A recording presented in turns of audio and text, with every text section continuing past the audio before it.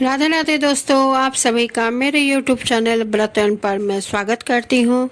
दोस्तों, आज मैं आपको सुनाने जा रही हूँ वैशाख मास की महत्तम कथा का अध्याय 14। श्रुतदेव जी कहने लगे कि मेष की संक्रांति में वैशाख महीने में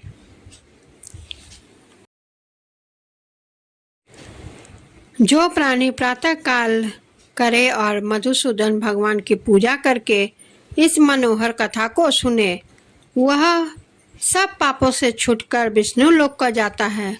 जो दुर्बुद्ध होती है, कथा छोड़कर अन्य काम करने में लग जाते हैं, वे रो नरक में जाकर पिशाच की योनि पाते हैं। यहाँ हम एक प्राचीन इतिहास कहते हैं। यह इतिहास पाप दूर करने वाला है, पवित्र करने वाला, धर्मवर्धक और तत्काल सेवनीय है। प्राचीन काल में गोदावरी के किनारे ब्रह्मक्षर क्षेत्र में ब्रह्मनिष्ठ बड़े परमहंस दुर्वासा ऋषि के 2 शिष्य रहते थे। वे सदा उपनिषद शास्त्रों में निष्ठावान थे। उन्होंने किसी से कुछ अपेक्षा नहीं थी। भीख मांगकर जो कुछ मिलता उसी को खाकर पर्वत की गुहा में पड़े रहते थे। ये दोनों तीनों लोकों में सत्यनिष्ठ, तपनिष्ठ नामों से विख्यात हुए। इनमें सत्यनिष्ठ तो सदा भगवान की कथा में तत्पर रहता था। कोई श्रोता और वक्ता होता तो वह मुनीश्वर स्वयं का कर्मों में तत्पर रहता था, परंतु जब कोई श्रोता होता तो स्वयं कथा कहने लगता था। जब कोई उस पुण्य रूपी कथा की व्याख्या करता तो संपूर्ण कर्मों को छोड़कर कथा सुनने लग जाता था। जो तीर्थ और देवताओं के मंदिर अत्यंत दूर थे, उनसे विक्षेप करने वाले संपूर्ण तीर्थों को छोड़कर स्वयं दिव्य कथाओं का श्रवण करता था और श्रोताओं को स्वयं कथा सुनाता था। हे राजन, वह बिना कथा श्रवण किए अन्न ग्रहण नहीं करता था।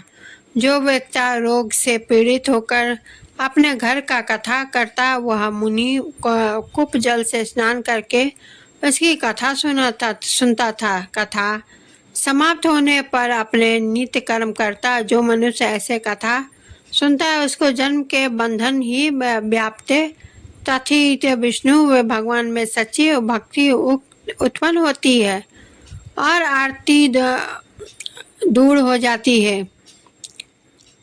विष्णु भगवान में स्नेह और साधु महात्माओं में श्रद्धता उत्पन्न होती है। निरंजन निर्गुण ब्रह्म उनके हृदय में आकर विराजते हैं। जो पुरुष ज्ञानहीन है, उसके सब कर्म नष्ट हो जाते हैं। जैसे अंधे के हाथ में दर्पण व्यर्थ होता है, वैसे ही ज्ञान के प्राय किए हुए कर्म भी निष्फल हो जाते हैं। जो महात्मा बहुधा कर्म करते हैं उन्हें सत्य बुद्धि मिलती है। सत्य बुद्धि में वेद में यदि उत्पन्न होती है, वेद से ज्ञान और ज्ञान से ध्यान की उत्पत्ति होती है। जो बहुधा वेदोक्त ऋक्त से ज्ञान ध्यान आदि में प्रवृत्त होते हैं, परंतु जहाँ विष्णु भगवान की कथा नहीं होती, जहाँ साधु महात्माओं ना हो, वहाँ पिद साक्षात गंगा जी का किनारा भी हो तो भी त्याग दे। जिस देश में तुलसी ना हो अथवा विष्णु जी का मंदिर ना हो, जहाँ विष्णु भगवान की मंदिर कथा ना हो, वहाँ मरा हुआ प्राणी अधिमता मस्त्र नरक में पड़ता है। जिस ग्राम में विष्णु जी का मंदिर अथवा काला मृग ना हो, जहाँ विष्णु की कथा नहीं होती, वहाँ साधु महात्मा ना हो, वहाँ का मरा हुआ प्राणी है। 100 जन्म तक कुकुर योनि में उपनिषदों के विचार से उस मुनीश्वर ने यह बात निश्चय कर लिया था। सदा विष्णु भगवान की भक्त में तत्पर रहे और विष्णु की कथा श्रवण करें। कथा सुनने से अधिक और किसी काम में ना माने। और दूसरा तो तपोनिष्ठ था, वह बड़ा दुराग्रही तथा कर्मनिष्ठ था। न तो स्वयं कथा कहता और न सुनता था, और होती हुई कथाओं को छोड़ तीर्थ स्थान के लिए चला जाता था। हे राजन, तीर्थ पर होती हुई कथा को इस तरह छोड़ देता था कि कहीं तप में विघ्न न हो। श्रोता और वक्ता कोई भी उस कर्मनिष्ठ के निकट होकर गृह कार्य के लिए नहीं निकलते थे। वह दुरात्मा दुर्बुद्धि ऐसे ही समय बिताता था। न जीभा से विष्णु कहता था और न कानों से सुनता था। विष्णु भगवान की कथा न सुनने से तथा अपनी मूढ़ता और दुराग्रह से वह जब अपना शरीर छोड़ा, तब वह समी के वृक्ष पर चित्रकर्ण नाम का महाबलवान पिशाच हुआ। आश्रय देहीन क्षुधा से व्याकुल हो उसका कंठ और अभिष्ट और लालू मुख सूख गए। ऐसे ही अत्यंत दुख भोगते भोगते उसे 10 सहस्त्र वर्ष बीत गए। कहीं भी उसे अपना कोई रक्षण नहीं दिखाई देता था। मुख से व्याकुल अत्यंत दुखी वह अपने किए गए कर्मों पर विचार करता हुआ उन्मत्त की तरह घूमने लगा। भूख के मारे इधर उधर भटकता रहा, कहीं भी निवृत्त न हुई। उस अधिकृत आत्मा की देह पर पवन अग्नि के समान लगता था, जल कालिंगने के तुल्य और फल पुष्प आदि के विष के सदृश मालूम होते थे। इस प्रकार उस दुर्बुद्ध कर्मठ को कहीं भी सुख प्राप्त न हुआ। इसी प्रकार वह उस सुनसान वन में मारा फिरता था। साधु संग तथा कथा से रहित आश्रम स्थान में वह भटकता रहा। कदिचत दैव योग के सत्यनिष्ठ पैटिनसी पुरी में आया। मार्ग में दुख से पीड़ित चित्रकर्ण नाम पिशाच को देखा। वह क्षुधा से आतुर अपनी आत्मा को द्रवित करता हुआ बुरी तरह से रोता था। उसे देखकर मुनीश्वर कहने लगे, डरो मत, तू कौन है, तेरी क्या दशा है, क्या यह दशा कैसे हो गई? अब से आगे तुझे कौन दुख नहीं होगा।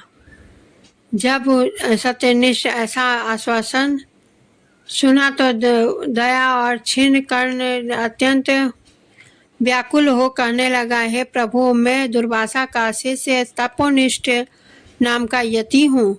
मैं ब्रह्म क्षेत्र का निवासी और बड़ा दुराग्रही कर्मनिष्ठ था। कर्मों के लोप हो जाने के भय से मैंने अपनी मूर्खता और अपने दुर्भाग्यपूर्ण से महात्माओं की होती है विष्णु कथा का आदर नहीं किया, और कर्मों को काटने वाली कथा मैंने श्रोताओं को कभी नहीं सुनाई।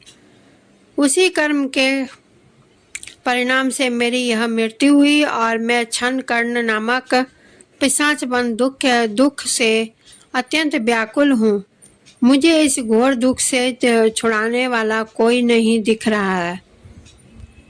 दिखाई देता। मेरे मार्ग में जाते हुए देखकर मेरा भाग्य पीछे फिर गया। मेरे पाप जाते रहे। आज मेरे ऊपर सब देवता, गुरु और साधु संतुष्ट, और आज हरि भगवान में मेरे प्रसन्न है जो आपके दर्शन हुए। इस प्रकार त्राही छिन्न कर्ण बुरी तरह से रुदन करता उसके चरणों पर गिर पड़ा तो महामहिम सत्यनिष्ठ को बड़ी दया आई। उन्होंने उसे दोनों हाथों से पकड़े, उठा लिया और उसे बहुत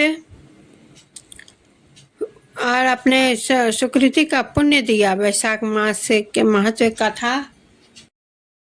वैशाख मास के महत्म कथा को क्षण भर सुनने का फल दिया, जिससे उसके पाप तत्काल दूर हो गए। इसी पिशाच की देह छोड़ दिव्य देह धारण कर दिया। विमान पर बैठ महामुनि को प्रणाम कर आमंत्रण और परिक्रमा करने के विष्णु लोक जाता हुआ वह सत्यनिष्ठ पैठनी से पुरी को जाता हुआ बारंबार महात्मय श्रवण की चिंता करता हुआ श्रुतदेव जी बोले, जहाँ सुफल के बेनहारी सब लोग के पाप दूर करनहारी विष्णु भगवान को कथा हुए थे, बाबा ही संपूर्ण तीर्थ और अनेक क्षेत्र आए जाए हैं। जहाँ विष्णु भगवान की कथा स्वरूपी नदी, वहीं से उस देश में वास करने वाले के हाथ में मुक्ति रह रहे हैं, इसमें कोई संदेह नहीं है। तो दोस्तों, आप सभी को मेरी ये कथा कैसी लगी कमेंट जरूर करें, वीडियो को लाइक शेयर करें, चैनल को सब्सक्राइब करें और बेल आइकन को क्लिक करना ना भूलें, क्योंकि कोई भी नई वीडियो का नोटिफिकेशन सबसे पहले आप तक पहुंचेगी। और इसी के साथ मैं विदा लेती हूँ। फिर से अगली अध्याय की कथा लेकर मैं उपस्थित होंगी। इसी के साथ मैं विदा लेती हूँ। धन्यवाद।